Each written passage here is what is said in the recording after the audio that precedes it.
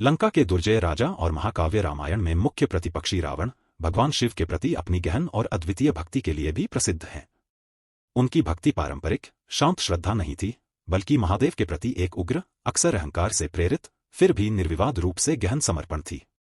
वह एक अत्यधिक पूजनीय और विद्वान ऋषि थे, जो महान ऋषि पुलस्त्य के वंशज थे, जो ब्रह्मा के 10 प्रजापतियों या मन से जन्मे पुत्रों में से एक थे।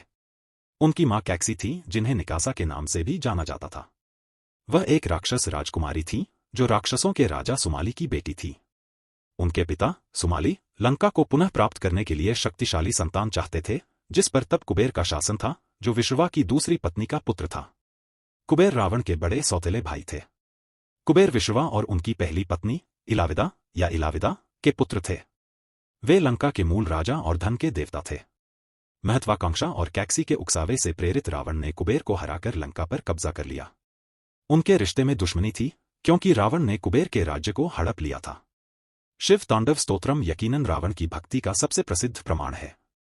किंवदंती के अनुसार रावण ने युद्ध में उसे हराने के बाद अपने सौतेले भाई धन के देवता कुबेर से बलपूर्वक पुष्पक विमान रथ छीन लिया था। यह रथ मूल रूप से भगवान ब्रह्मा के लिए विश्वकर्मा द्वारा बनाया गया था। रावण ने अपने अहंकार में शिव के निवास स्थान कैलाश पर्वत को पुष्पक विमान से उठाकर लंका ले जाने का प्रयास किया।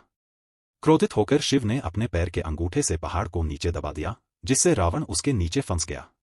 भयंकर पीड़ा में रावण ने शिव को श्राप नहीं दिया, बल्कि इसके बजाय शानदार शिव तांडव स्तोत्रम की रचना की, जो शिव के ब्रह्मांडीय नृत्य, शक्ति और गुणों की प्रशंसा करने वाला एक स्तोत्र है। उसकी भक्ति और काव्य प्रतिभा से प्रसन्न होकर शिव ने अंततः उसे मुक्त कर दिया और उसे रावण नाम भी दिया, जिसका अर्थ है दहाड़ने वाला। दर्द से भरी उसकी तेज चीख का जिक्र करते हुए जो एक शक्तिशाली स्तोत्र में बदल गई।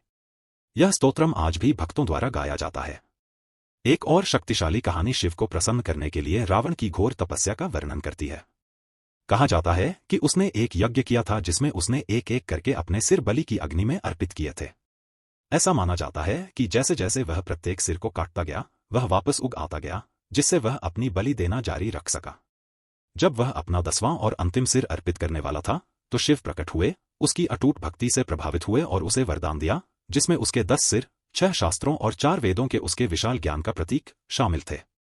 यह कृत्य ईश्वर की वेदी पर अहंकार और आत्म के अंतिम बलिदान का प्रतीक है। रावण की भक्ति को विरोधाभासी माना जाता है।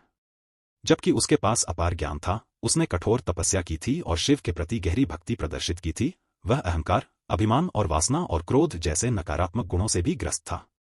उसकी भक्ति अक्सर शुद्ध, निस्वार्थ प्रेम के बजाय शक्ति और वरदान की इच्छा से प्रेरित होती थी।